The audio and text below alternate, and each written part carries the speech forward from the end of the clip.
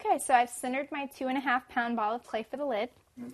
And the first thing I'm going to do is open into the center. I'm going to push down with my left finger and my right finger simultaneously and pull outwards. I want to leave a little bit of thickness here at the base because this is where the knob is going to be on top. And I need to have some room for that.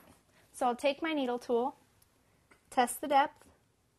Got about 1/2 inch, which is about what I want.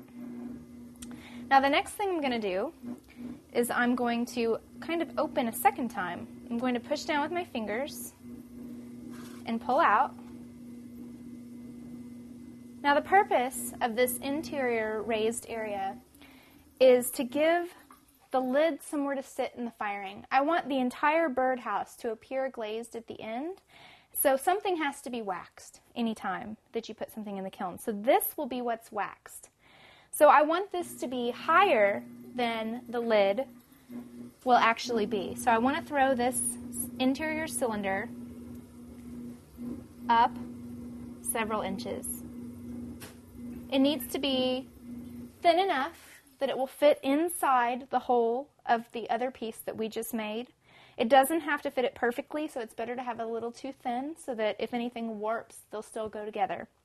And next, we'll throw the exterior part of the lid.